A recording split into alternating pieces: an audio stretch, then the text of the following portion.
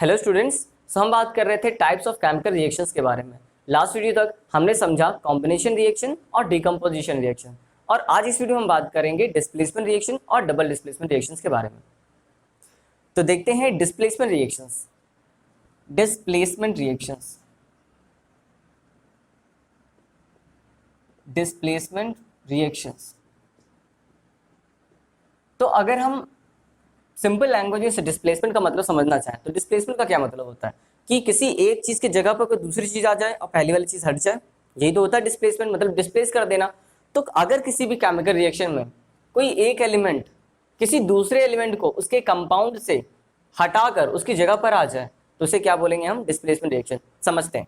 जैसे मान लेते हैं कोई एक एलिमेंट ए है और किसी कंपाउंड मान लेते हैं BC, ठीक है। तो अगर ए किसी एक एलिमेंट को हटाकर उसकी जगह पर आ जाए और उस एलिमेंट को हटा दे तो उसे क्या बोलेंगे? डिस्प्लेसमेंट। जैसे अगर मान लेते हैं ए बी को हटा दे और उसकी जगह पर आ जाए तो क्या हो जाएगा? AC और B हट के अलग हो जाएगा, ठीक है। तो ऐसी रिएक्शन को हम क्या बोलेंगे? Displacement reaction. ए किसी एक एलिमेंट को ही हटाएगा, ऐसा नहीं कि BC पूरा हट गया, नहीं। या तो ए किसी बी को हटाएगा या ए सी को हटाएगा, किसी एक एलिमेंट को ही हटाएगा, ठीक है। अब वो डिपेंड करता है कि वो कैटायन है। अगर कैटायन होगा तो कैटायन को डिस्प्लेस पर करेगा और एनायन होगा तो एनायन को डिस्प्लेस करेगा। तो लिखते हैं इसको, पहले एक बार डिफाइन कर लेते हैं। The reaction in which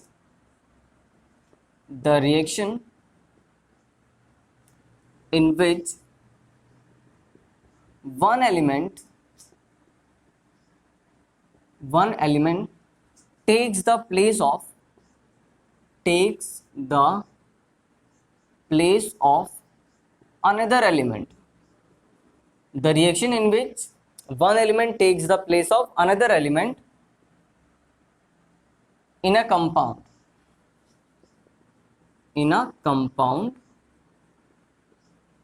is called displacement reaction.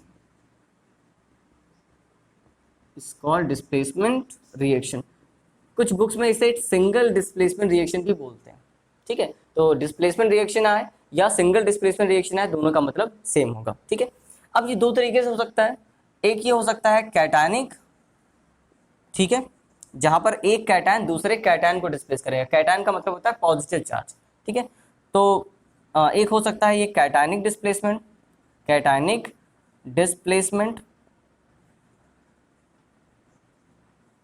और दूसरा क्या हो सकता है? एनायनिक डिस्प्लेसमेंट, मतलब नेगेटिव चार्ज किसी दूसरे नेगेटिव को डिस्प्लेस कर दे, एनायनिक डिस्प्लेसमेंट, ठीक है। तो हम देखते हैं इसके एग्जांपल्स। तो हम देखते हैं कैटायनिक डिस्प्लेसमेंट और एनायनिक डिस्प्लेसमेंट के एग्जांपल्स। तो सबसे पहले हम बात करते हैं कैटायनिक डिस्प्लेसमेंट। तो यहाँ पर समझ में आ रहा होगा कि एक कैटायन किसी कंपाउंड में जो कैटायनिक पार्ट होगा उसको डिस्प्लेस कर देगा। जैसे एक रिएक्शन आपने बहुत पढ़ी होगी, जैसे जिंक अगर कॉपर सल्फेट एक्वस, ठीक है, अगर जिंक को हम कॉपर सल्फेट के सॉल्यूशन में डालते हैं तो क्या होगा यहाँ पर? और ये कैसा है? सॉलिड में। तो यहाँ पर क्या होगा? यहाँ पर जिंक, क्योंकि जिंक कॉपर से ज्यादा रिएक्टिव है, ज्यादा स्ट्रॉन्ग है, ठीक है। क्योंकि जो ज्यादा स्ट्रॉन्ग होगा वो वीक को हटा देगा, डिस्प्लेस कर देगा, लेकिन वीक वाला कभी स्ट्रॉन्ग को डिस्प्लेस नहीं कर पाएगा, ठीक है। यहाँ पर ऐसे समझ सकते हैं कि जो जिंक है वो ज्यादा रिएक्टिव है। स्ट्रॉन्ग का मतलब ज्यादा रिएक्टिव है। जिंक कॉपर से ज्यादा रिएक्टिव है, और यहाँ पर जिंक और कॉपर दोनों ही कैटायन है, तो जिंक ये कैटायन वाला इस कॉपर के कैटायन को हटा देगा, ठीक है। तो यहाँ पर क्या आ जाएगा आपका? ZnSO4, ठीक है। पहले कॉपर SO4 था, कॉपर सल्फेट था, अब क्या बन गया? जिंक सल्फेट, और साथ में यहाँ पर कॉपर अलग हो गया सॉलिड के फॉर्म में, और ये एक्वस, ठीक है। तो ये क्या है? Cationic displacement. अब जरा देखो, उसके बाद एक और एग्जांपल ले लेते हैं। जैसे हमने लिया एक बहुत ही फेमस एग्जांपल है। जब हमारा चैप्टर शुरू होगा मेटल नॉन मेटल, तो वहाँ पे एक बहुत ही फेमस रिएक्शन आएगी जिसे हम बोलते हैं थर्माइट रिएक्शन। तो उस रिएक्शन में क्या होता है? जैसे Al2O3 है, ठीक है, Fe2O3, वहाँ पर क्या होगा? Fe2O3 वो रिएक्ट होगा एल्यूमिनियम से, ठीक है। और यहाँ पर ये यहाँ पर जो कंपाउंड बनेगा वो आपका बनेगा Al2O3। तो यहाँ पर भी आप देखो, जो आयरन है वो एल्यूमिनियम से, ठीक है, एल्यूमिनियम जो है वो आयरन से ज्यादा रिएक्टिव है, तो एल्यूमिनियम आयरन को डिस्प्लेस कर देगा और उसकी जगह पर आ जाएगा, तो Al2O3 बन गया और साथ में क्या बन जाएगा, यहाँ पर आयरन अलग हो जाएगा। और ये जो आयरन होगा वो किस फॉर्म में होगा, लिक्विड फॉर्म में होगा। इस पर्टिकुलर रिएक्शन को क्या बोलते हैं, थर्माइट रिएक्शन। ठीक है, थर्माइट रिएक्शन, ये आपको याद रखना है एग्जाम के पॉइंट ऑफ व्यू से। ठीक है, थर्माइट रिएक्शन, इस रिएक्शन को हम क्या बोलते हैं, थर्माइट। और ये रिएक्शन हाईली एक्सोथर्मिक होती है, हाईली एक्सोथर्मिक, और इसी हीट की वजह से जो ये आयरन होता है वो लिक्विड स्टेट में हमें मिलता है। ठीक है, तो यहाँ पर जो रिएक्शन होती है बहुत ही एक्सोथर्मिक होती है, जिसकी वजह से Fe मतलब आयरन हमें लिक्विड स्टेट मिलता है। और जहाँ पर मशीन्स में कोई डैमेज होता है या जो भी रेलवे ट्रैक्स होते हैं वहाँ पर कोई डैमेज आता है, तो ये लिक्विड वहाँ पर भर जाता है और वो चीज़ सही हो जाती है। तो ये हो गया हमारा कैटायनिक डिस्प्लेसमेंट। कुछ और एग्जांपल्स हो गया आपकी बुक में, आप उसको भी देख सकते हो। अब जब आते हैं एनायनिक डिस्प्लेसमेंट में, यहाँ पर एनायन वाला पार्ट दूसरे एनायन को डिस्प्लेस करेगा। जैसे अगर हमने लिखा फॉर एग्जांपल, हमने लिखा Ki, ठीक है, एक्वस, अगर इसका हम रिएक्शन करा दें ब्रोमीन से, ब्रोमीन से, ठीक है, तो यहाँ पे हम लिख लेते हैं ब्रोमीन क्या होती है, गैस। तो अगर इस रिएक्शन को हम कराते हैं तो यहाँ पर क्या होगा, क्योंकि ब्रोमीन आयोडीन से ज़्यादा रिएक्टिव है और ब्रोमीन भी नेगेटिव होती है। ठीक है, ब्रोमीन नेगेटिव होता है। ठीक है, और यहाँ पर इसकी ब्रोमीन की इलेक्ट्रोनेगेटिविटी जो होती है वो आयोडीन से ज़्यादा होती है। तो यहाँ पर क्या होगा, यहाँ ब्रोमीन आयोडीन को आराम से डिस्प्लेस करके क्या हो जाएगा, KBr, पोटेशियम ब्रोमाइड एक्वस, और साथ में यहाँ पर I2 हमें अलग से मिल जाएगी। इसी तरह का एक और एग्जाम्पल ले लेते हैं। अगर हमने लिया है फॉर एग्जाम्पल NaI, ठीक है, सॉरी NaBr, ठीक है, NaBr, इसको भी हमने एक्वस फॉर्म में लिया हुआ है।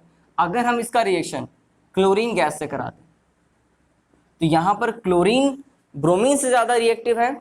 ठीक है, और ये एनायन इस एनायन को डिस्प्लेस करके क्या बना देगा, NaCl एक्वस। ठीक है, और यहाँ पर साथ में बन जाएगा Br2। ठीक है, इस तरीके से हम इस रिएक्शन को समझ सकते हैं। तो अभी हमने समझा कि अगर हम जिंक को कॉपर सल्फेट से रिएक्ट कराते हैं एक्वस फॉर्म में, तो यहाँ पर क्या बन जाता है, जिंक सल्फेट बन जाता है एक्वस फॉर्म में और कॉपर अलग हो जाता है। ये रिएक्शन हमने पढ़ी, हमने पढ़ा कि zinc being more reactive than copper, zinc ज़्यादा रिएक्टिव होता है कॉपर को, तो कॉपर को डिस्प्लेस कर सकता है। लेकिन अगर हम ये लिखें copper plus zinc sulphate, copper plus zinc sulphate, तो क्या ये रिएक्शन होगा, ये रिएक्शन नहीं होगा, क्योंकि कॉपर जिंक से कम रिएक्टिव है। तो कम रिएक्टिव वाला ज़्यादा रिएक्टिव को कभी भी डिस्प्लेस नहीं कर पाएगा।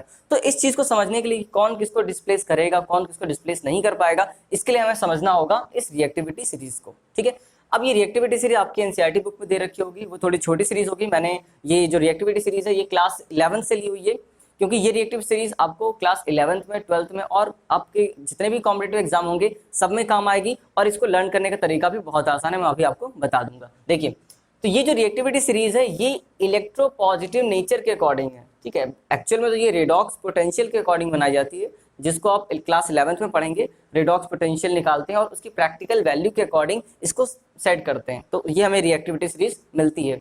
बट अगर आप इलेक्ट्रोपॉजिटिविटी के अकॉर्डिंग देखो तो इलेक्ट्रोपॉजिटिविटी नेचर, जो मेटल जितनी ज़्यादा ऊपर है उसका इलेक्ट्रोपॉजिटिव नेचर उतना ही ज़्यादा है, और जैसे जैसे आप डाउन द ग्रुप जाओगे इसका इलेक्ट्रोपॉजिटिव नेचर क्या होगा, डिक्रीज होता जाएगा। जैसे जो लिथियम है, पोटेशियम है, बेरिलियम है, ठीक है, बेरियम है, स्ट्रोंशियम है, कैल्शियम, ये मोस्ट इलेक्ट्रोपॉजिटिव मेटल्स हैं। तो मैंने वही लिखा हुआ है, electropositive nature decreases on moving down the series. ठीक है, और इसका मैंने रियल नाम भी लिखा है इलेक्ट्रोकेमिकल सीरीज। ठीक है, रिएक्टिविटी सीरीज में छोटा सा डिफरेंस होगा। आपको पता है कि जो सोडियम होता है, सबको पता है कि सोडियम कैल्शियम से ज्यादा रिएक्टिव होता है, बट यहाँ पर आप देखो तो कैल्शियम ऊपर है और सोडियम नीचे है, तो इसका मतलब ये नहीं कि ये कैल्शियम ज्यादा रिएक्टिव होगा। ठीक है, उसके लिए हमें थोड़ा सा इसको छोटा सा चेंज करना पड़ेगा और वो रिएक्टिविटी सीरीज भी आपकी तैयार हो जाएगी। ठीक है, तो इसको मैं यहाँ पे लिख देता हूँ एक बार फिर से, क्या चेंज होगा, बस इसका प्लेस, जो सोडियम का प्लेस होगा वो पोटेशियम के नीचे आ जाएगा। तो जो नई रिएक्टिविटी सीरीज बनेगी आपकी, ठीक है, वो आपकी बनेगी ये पोटेशियम और यहाँ पर आ जाएगा आपका सोडियम। ठीक है, बाकी सारी सीरीज सेम रहेगी, यहाँ पर ये यहाँ पर आ जाएगा और बाकी एज इट इज आपका कॉपी डाउन हो जाएगा। ठीक है, Ba और Sr और यहाँ पर Ca, अब तो Na तो हट गया, Na तो यहाँ पर आ गया, और बाकी Mg एल्यूमिनियम और बाकी सीरीज आपकी एज इट इज कॉपी हो जाएगी। तो ये सीरीज सही है कि ये सीरीज सही है, आपको क्लास 10th स्टैंडर्ड में आपको ये सीरीज फॉलो करनी है। ठीक है, ये सीरीज आपके आगे काम आएगी, बट आपको अगर ये सीरीज याद रख लोगे तो ये तो बहुत ही आसान है, बस सोडियम का प्लेस ही तो ध्यान रखना है, बाकी ये सीरीज आपकी पूरी क्लास 10th में बहुत अच्छे से वर्क करेगी। ठीक है, ये सीरीज भी सही है, ये बस केवल किसके अकॉर्डिंग बनाई गई है, रेडॉक्स पोटेंशियल के अकॉर्डिंग, और ये रिएक्टिविटी के अकॉर्डिंग बनाई गई है। मैं लिख देता हूं, reactivity decreases on moving down the group, ठीक है। तो रिएक्टिविटी के अकॉर्डिंग आपकी बुक में रिएक्टिविटी सीरीज दे रखी है, तो आपको ये वाली सीरीज अभी फॉलो करनी है। तो इसे याद करने का क्या तरीका है, इसको मैं बता देता हूं। जैसे आपने इसको बोल दिया, ये लिख, बासर, काना, मग, अल, मन, जन, ठीक है, इसको मग, अल, मन बोल दिया आपने, जन, ठीक है, और कर, फिसिड, कोनी, एसिन, ठीक है, पीबी, एच, और इसको CUHGAG PTAU, मैंने ऐसे एक दो बार लर्न किया है, एक दो बार आप लिखोगे तो इजीली ये प्रिपेयर हो जाएगी। और यहाँ पर एक हेलोजन का भी एक सीरीज है, जैसे हेलोजन हमने देखा एनायनिक का, एनायन वाला एनायन को डिस्प्लेस कर रहा था, उसमें क्या ऑर्डर होता है, तो जो फ्लोरीन होता है, ठीक है, वो क्लोरीन से ज्यादा रिएक्टिव होता है, ब्रोमीन जो सब जैसे जब नीचे जाओगे ना उसकी रिएक्टिविटी बढ़ेगी। सबसे कम रिएक्टिव कौन होगा, आयोडीन, उससे ऊपर ये, उससे ऊपर ये, उससे ऊपर ये, ठीक है। तो भाई मैंने लिखा है रिएक्टिविटी ऑर्डर ऑफ हेलोजन, तो जितना नीचे होगा, मतलब इसको अगर हम ऐसे लिखें, फ्लोरीन ज्यादा रिएक्टिव है क्लोरीन से, और क्लोरीन ज्यादा रिएक्टिव है ब्रोमीन से, और सबसे कम रिएक्टिव है iodine.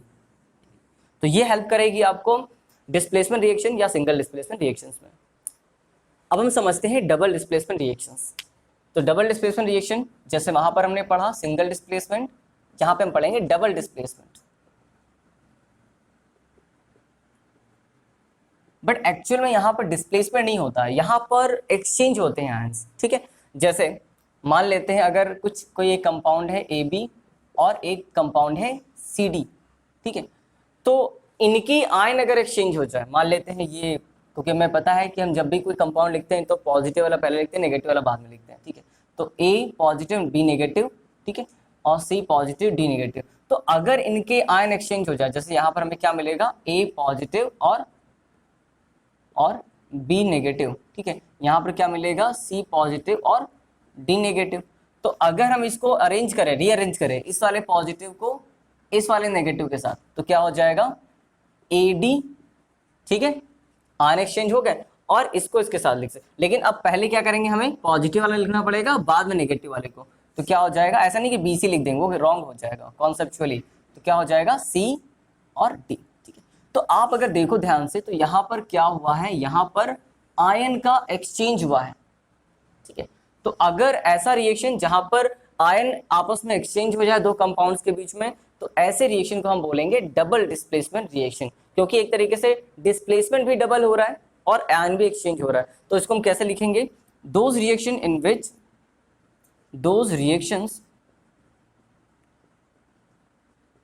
In which two compounds react, ठीक है, two compounds react by an exchange of ions, by an exchange of ions, by an exchange of ions, by an exchange of ions to form a new compound, ions to form new compounds, ठीक है। इसे क्या बोलते हैं, are called double displacement reaction, are called double displacement reactions, ठीक है। इन्हें क्या बोलते हैं, double displacement reactions. Those reaction in which two compounds, अब कम से कम दो कंपाउंड्स होने चाहिए, ठीक है, समझ रहे हो, और react by an exchange of ions, वो रिएक्ट करेंगे एक्सचेंज ऑफ आयंस की हेल्प से, ठीक है, और वहां पर नए कंपाउंड्स बनेंगे, उसे क्या बोलेंगे, डिस्प्लेसमेंट रिएक्शन। जैसे एग्जांपल देखते हैं इसके, जैसे जितने भी आपने प्रेसिपिटेशन रिएक्शन देखे हैं, या आपने एसिड बेस रिएक्शन देखा है, एसिड बेस रिएक्शन, या कुछ गैस फॉर्मेशन रिएक्शंस भी होती हैं, वो डबल डिस्प्लेसमेंट के एग्जांपल होते हैं। जैसे एग्जांपल देखते हैं, मैं यहाँ पे आपको एग्जांपल दिखाता हूँ, ये हटा दूँ, इसको हटा दूँ। जैसे अगर हमने लिखा एग्जांपल, जैसे हमने लिखा AgCl plus sorry AgNO3 plus NaCl, दोनों ही एक्वस फॉर्म में है, ठीक है, दोनों एक्वस फॉर्म में। तो यहाँ पर हमें कौन कौन से आयन मिलेंगे? यहाँ पर मिलेगा Ag पॉजिटिव NO3 माइनस, क्योंकि एक्वस फॉर्म में क्या होगा, आयंस पूरे डिस्ट्रीब्यूट होंगे, अलग अलग होंगे। यहाँ पर NaCl कैसे एग्जिस्ट करेगा, Na प्लस और Cl माइनस के फॉर्म में। तो अगर इनके आयन एक्सचेंज होंगे तो क्या होगा, Ag प्लस किसके साथ आ जाएगा, Cl माइनस के साथ, यहाँ पर आ जाएगा AgCl, और Na किसके साथ आ जाएगा, NO3 के साथ। तो NO3 ये एक्वस और ये क्या हो जाएगा, प्रेसिपिटेट हो जाएगा। ये कैसा हो जाएगा, वाइट PPT, ठीक है। इस रिएक्शन को हम लोग ऑलरेडी प्रेसिपिटेशन रिएक्शन में समझ चुके हैं। ये तो प्रेसिपिटेशन का एग्जांपल था। जैसे हम एक एसिड बेस का रिएक्शन एग्जांपल ले लें, जैसे हमने HCl ले लिया और NaOH ले लिया, ठीक है। तो यहाँ पर क्या क्या आपको आयंस मिलेंगे, यहाँ पर आपको मिलेंगे H प्लस और Cl माइनस। यहाँ पर क्या आयंस मिलेंगे, यहाँ पर आपको मिलेगा Na प्लस और यहाँ पर मिलेगा OH माइनस। तो आयन एक्सचेंज होंगे तो क्या हो जाएगा, यहाँ पर आपके पास मिलेगा, ये एक एसिड बेस्ड रिएक्शन है, ये PPT रिएक्शन है। तो अगर हम यहाँ पे देखें तो क्या हो जाएगा, यहाँ पे आपके पास, आपको पता है एसिड बेस मिलते हैं तो सॉल्ट और वाटर बनता है। तो यहाँ पर क्या मिल जाएगा, NaCl कैसे मिलेगा, देखो Na यहाँ से पॉजिटिव और Cl नेगेटिव, और HOH, और HOH क्या हो जाएगा, H2, ठीक है। ये HOH ही तो है, HOH क्या होता है, H2, ठीक है। तो HOH नहीं, मैं H2 लिख दे रहा हूँ, ठीक है। तो ये हमारे पास एक नया कंपाउंड, ये एक्वस फॉर्म में होगा, ठीक है। ये भी एक्वस और ये भी एक्वस, ठीक है। और रिएक्शन देखें, जैसे एक और प्रेसिपिटेशन का एग्जांपल आपने पढ़ा होगा, जैसे मान लेते हैं और एग्जांपल देखें, जैसे प्रेसिपिटेशन का अगर हम लिखें Ki, ठीक है, या lead iodide PbNO3 lead nitrate, और अगर इसका रिएक्शन हम करा दे पोटेशियम आयोडाइड से, लेड नाइट्रेट का रिएक्शन किससे करा दे, पोटेशियम आयोडाइड, तो यहाँ पर हमें येलो PPT मिलता था, ठीक है। बहुत इंपॉर्टेंट रिएक्शन है। तो यहाँ पर आ जाएगा आपके पास PbI2, और ये क्या होता है, येलो PPT, ठीक है। और साथ में आपके पास मिलेगा, क्या मिलेगा, पोटेशियम नाइट्रेट KNO3। अब पोटेशियम आयोडाइड के प्लेस पर सोडियम आयोडाइड भी ले सकते हो, तो भी हमें वाइट PPT मिलता, ठीक है। इस तरीके से रिएक्शन ये एक्वस फॉर्म में होगा, ठीक है। जैसे एक और रिएक्शन BaCl2, ठीक है, एक्वस फॉर्म, और अगर इसका रिएक्शन हम करा दें H2SO4 से, ये रिएक्शन मैं आपको बता चुका हूँ, वाइट PPT बनता है, ठीक है, बेरियम सल्फेट का BaSO4। अब यहाँ पे कैसे, जो आपका एन होगा, कैटायंस होगा और एनायन होगा, ये Pb2 प्लस, ठीक है, क्या हो जाएगा Pb, देखो यहाँ पे मिलेगा हमें Pb2 प्लस और ये NO3 माइनस, यहाँ पे क्या हो जाएगा, पोटेशियम K प्लस और I माइनस, ठीक है। तो Pb2 प्लस, अब यहाँ पे देखो Pb2 और, ठीक है, वैलेंसी तो आपको पता है कैसे जज करते हैं, और I माइनस, तो I यहाँ पे 1, ठीक है। तो क्या हो जाएगा, क्रॉस मल्टीप्लाई करोगे तो PbI2, ठीक है। इस तरीके से आप कंपाउंड भी बना सकते हो। यहाँ पर देखते हैं, यहाँ पे क्या हो जाएगा, Ba क्या हो जाएगा 2 प्लस और Cl माइनस, यहाँ पे क्या क्या मिलेगा, H प्लस और SO4 2 माइनस। तो पहले इसको इसके साथ मिलाते हैं तो क्या बनेगा, BaSO4 बनेगा, जो कि वाइट PPT होगा, ठीक है, वाइट PPT, वाइट प्रेसिपिटेट। और साथ में यहाँ पर क्या बन जाएगा, H, यहाँ से ये तो बन गया H और Cl, तो यहाँ पे बन जाएगा साथ में HCl एक्वस फॉर्म में, ठीक है। तो इस तरीके से बहुत सारे रिएक्शंस हैं जो कि डबल डिस्प्लेसमेंट रिएक्शंस में आपको मिल सकती हैं। तो आज की वीडियो में बस इतना ही। आई होप ये वीडियो आपको समझ में आई होगी।